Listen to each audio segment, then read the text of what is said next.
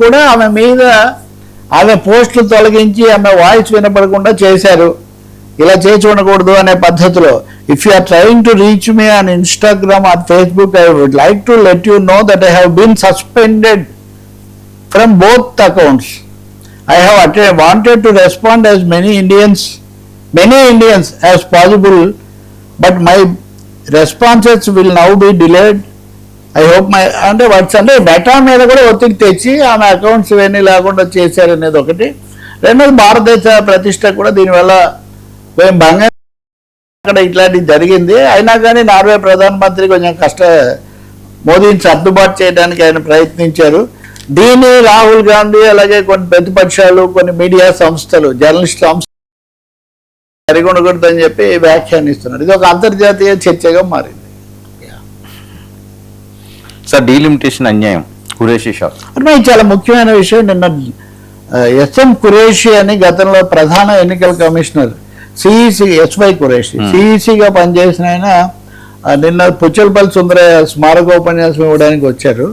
Delimitation ప్రక్రియ దక్షిణాదికి అన్యాయం అన్న అంశం మీద ఆయన ప్రసంగం చేశారు. పూర్తిగా ప్రధాన ఎన్నికల కమిషనర్గా ఆంధ్రప్రదేశ్లో కూడా ఉమ్మడి రాష్ట్రంలో పనిచేసిన సీనియర్ బ్యూరోక్రాట్ కాబట్టి ఆయనకి అవగాహన ఉంది.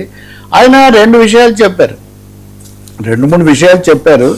అందులో అతి కీలకమైనది ఏంటంటే దక్షిణాదికి తప్పకుండా అన్యాయం జరుగుతుంది. దక్షిణాదికే కాదు ఉత్తరాదికి కూడా న్యాయం జరగదు. నేను కొత్తగా విన్న కోణం ఏమంటే ఆయన రాజకీయ అంశాల జోలికి పోలే, సాంకేతిక అంశాల జోలికి. కొన్ని ప్రత్యేక కారణాల వల్ల 1971 జనాభాను ఫ్రీజ్ చేసుకుంటూ దాని ప్రకారం మనం ప్రాతినిధ్యం ఉండాలి, నియోజకవర్గాల పునర్విభజన జరగాలని నిర్ణయించారు. అది చాలా ఆలోచించి చేసిన పని, అనాలోచితంగా చేసింది కాదు. 71 తర్వాత 76లో మళ్ళీ చేశారు. 2001లో వాజ్పేయి హయాంలో కూడా చేశారు. అంటే ఇందిరాగాంధీ హయాంలో వాజ్పేయి హయాం పార్లమెంట్లో అలా చేశాయి అంటే దానికి రాజ్యాంగబద్ధత, రాజకీయ వాస్తవికత, అన్నిటికంటే ముఖ్యంగా భారతదేశం యొక్క వైవిధ్యం దృష్టిలో ఉండబట్టే చేశారు. ఇప్పుడు హఠాత్తుగా సీట్లు మొత్తం పెంచేస్తాం, మేము 800కు పైన చేస్తాము ఇవన్నీ అంటే దీనివల్ల చాలా నష్టం జరుగుతుంది. దక్షిణాదికి ప్రత్యక్ష నష్టం జరుగుతుంది. మీరు చెప్పిన ప్రకారము జనాభా నియంత్రణ చేసి మానవాభివృద్ధి సూచికల అభివృద్ధి చేసినందుకు మాకు పనిష్మెంట్, మాకు శిక్షణ, మంచి చేసినందుకు శిక్షణ అనేటటువంటి మాట ఒకటి వస్తుంది. ఉత్తరాదికి కూడా అన్యాయమే. ఎందుకంటే ఉత్తరాదికి జనాభా అన్నది ఒక ఇన్ని ఓట్లకు ఇంత జనాభాకు ఒక సీట్ అన్నది ఒక లెక్క ఉంటుంది. అన్ని చోట్ల ఒకటే ఉండాలి కదా. మరి ఈ రాష్ట్రాలు ఇచ్చి ఉత్తరాదిన జనాభా పెరిగినా కానీ ఆ స్థాయిలో నిష్పత్తిలో సీట్లు పెంచకపోతే వాళ్ళు కూడా అసంతృప్తికి గురవుతారు. వాళ్ళ తీర్పులో కూడా సమతుల్యత ఉండదు. అందువల్ల ఒక కొలబద్ద ఏదో ఒకటి చేయాలి.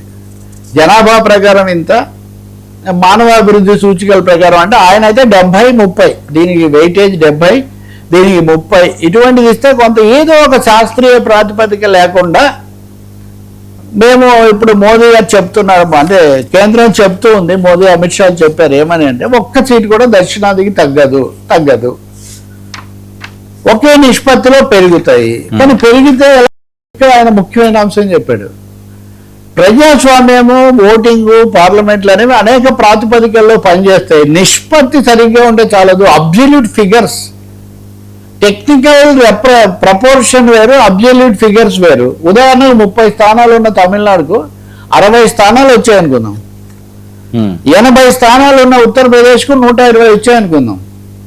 నిష్పత్తి ప్రకారం ఇందులో తప్పేం లేదు. 30కి 30 పెరిగాయి వీళ్ళకు, వాళ్ళకి 80కి 40 పెరిగాయి. కానీ 120కి 60కి మధ్యలో తేడా ఎంత ఉంటుంది? 60 ఉంటుంది. ఇప్పుడు ఎంత ఉంది? 50 ఉంది. 30కి 80కి మధ్యలో తేడా 50 ఉంది. అంటే ఉత్తరాదికి దక్షిణాదికి మధ్యలో తేడా కనిపించకుండానే అంత ఏమీ ఎవరికి తగ్గించలేదంటూనే అక్కడ ప్రతి ఓటు యొక్క విలువ చాలా పెరిగిపోతుంది. కాబట్టి దీనివల్ల సమతుల్యత, దేశవ్యాప్తంగా వివిధ రాష్ట్రాల జనాభాల సమతుల్యత తగ్గిపోతుంది అని ఇంకో మాట కూడా చెప్పాడు. రాజ్యసభలో ఇప్పటికే ఈ తేడా ఉంది. అమెరికాలో అన్ని రాష్ట్రాలకు చాలా తక్కువగా ఉన్న ఓహియోకు, చాలా ఎక్కువగా ఉన్న కాలిఫోర్నియాకు మీరు తీసుకుంటే కూడా ఒకటే నిష్పత్తి, ఇద్దరే సెనేట్లో ఇద్దరే ఉంటారు. ఇంకొన్ని దేశాల్లో మిశ్రమమైన పద్ధతి ఉంది. కానీ భారతదేశంలో కేరళకు 5 ఉంటే ఉత్తరప్రదేశ్ 18 మంది ఉంటారు. సో రాజ్యసభ రాష్ట్రాల సభ అన్నది కాస్త ఈ విధంగా బలాబలాలు మారిపోతున్నాయి. మూడవది రాజ్యసభ నుంచి, రాజ్యం అంటే రాష్ట్రం హిందీలో, సో అందుకే రాష్ట్రాల హౌస్ ఆఫ్ స్టేట్స్ అది. సో రాష్ట్రాలకు సమాన ప్రాతినిధ్యం అన్నది పోయింది. దానిలో ఎక్కువ మంది వాళ్ళు పైగా వేరే రాష్ట్రాల్లో నుంచి కూడా డొమిసైల్ నిబంధన, డబ్బు కలిగిన వాడు ఏ రాష్ట్రంలోనైనా చిన్న రాష్ట్రానికి వెళ్ళి, ఉదాహరణకు జార్ఖండ్కి వెళ్ళి కార్పొరేట్లు సీట్లు కొనేస్తున్నారు, రాజ్యసభ సభ్యుడు అయిపోతున్నాడు. మనం కూడా చూస్తాం కదా. ఇప్పుడు ఎవరో వర్మకు వస్తుందని అందరూ జోస్యాలు చెప్తే హఠాత్తుగా ఏ కార్పొరేట్ కరోడ్పతి దిగిపోయి వాడు ఎంపీ అయిపోతాడు. సో ఈ రెండు కూడా మన ప్రజాస్వామ్య ప్రక్రియలో ఈ ప్రాతినిధ్యం, ఈ డీలిమిటేషన్ అనేది సమగ్రమైన చర్చ లేకుండా, శాస్త్రీయ ప్రాతిపదిక లేకుండా చేయడం వల్ల చాలా అన్యాయం జరుగుతుంది. దక్షిణాదికి తక్షణ ప్రత్యక్షమైన అన్యాయం జరిగితే ఉత్తరాదికి కూడా అసంతృప్తి మిగులుతుంది. మా జనాభాకు, మా పాత్రకు తగినంత ప్రాతినిధ్యం లేదని ఇది ఆయన చెప్పిన సాంకేతిక కోణం. దీనికి మనం రాజకీయ కోణం కూడా కలపొచ్చు. ఈ సమయంలో ప్రత్యేకించి ఇదిగో మొన్న కూడా విజయ్ గెలిచి దక్షిణాదిలో పెద్దగా బీజేపీకి అవకాశం లేదు అంటున్నప్పుడు దక్షిణాది యొక్క సీట్లు తగ్గి ఉత్తరాది యొక్క సీట్లు బాగా పెరిగితే మెజారిటీ అక్కడి నుంచి తేలిగ్గా వస్తే ఏమవుతుంది అని. కాబట్టి దీని మీద సమగ్రమైన చర్చ ఇప్పటికైనా జరగాలని చెప్పి మనం కోరుకోవాలి. ఇప్పటికీ మన మీడియాలో జరగట్లేదు. కొంతమంది బాగా మాకు పరిపాలన తెలుసు, అవి తెలుసు అనేవాళ్ళు కూడా దక్షిణాదికి అన్యాయం జరగదని వాదించారు. మీరు చూశారు కదా, వ్యాసాలు కూడా రాశారు. ఇప్పుడు స్పష్టంగా తేడా గండి పెరుగుతోంది. పెరిగినప్పుడు పైన వారు తేలిగ్గా లోపరుచుకునే అధికారాన్ని చేజిక్కించుకునే అవకాశం ఏర్పడుతుంది. అప్పుడు ప్రజాస్వామ్య సూత్రం, అన్నింటి మించి భిన్నత్వంలో ఏకత్వం, అందరికీ సమాన ప్రాధాన్యత అన్న అంశం కూడా దెబ్బతింటుంది అని. సో ఈ అంశాన్ని మటుకు దృష్టిలో పెట్టుకోవాల్సిన అవసరం ఉంది.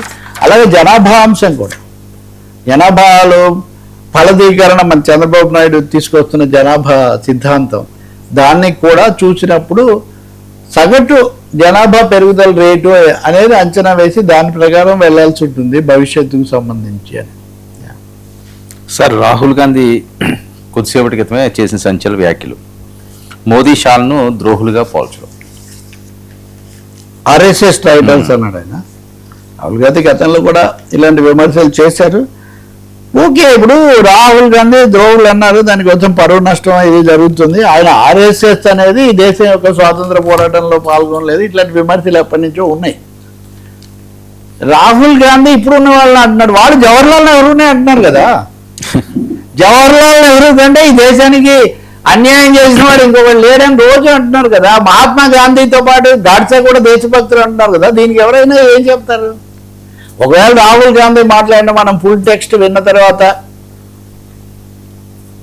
ట్రైటర్స్, ద్రోహులు అన్నాడు, దేశ ద్రోహులు కాదు, ట్రైటర్స్, ఆర్ఎస్ఎస్ భావజాలం ప్రకారం వాళ్ళు ఉద్యమాలు వీటిలో పాల్గొనలేదు, స్వాతంత్ర పోరాటంలో లేరు, దూరంగా ఉన్నారని ఒక చరిత్ర అనేక అంశాలు. ఇప్పుడు వాజ్పేయి కూడా క్విట్ ఇండియా ఉద్యమం అప్పుడు ఆయన అరెస్ట్ చేస్తే అప్పుడు చిన్నవాడే, కొంచెం దాంట్లో పాల్గొనలేదు అని చెప్పి బయటకు వచ్చారు అని అనేక ఆధారాలతో బయటకు చెప్పారు. ఏదైనా ఇప్పుడు పని కట్టుకొని ఒకరినొకరు తిట్టుకో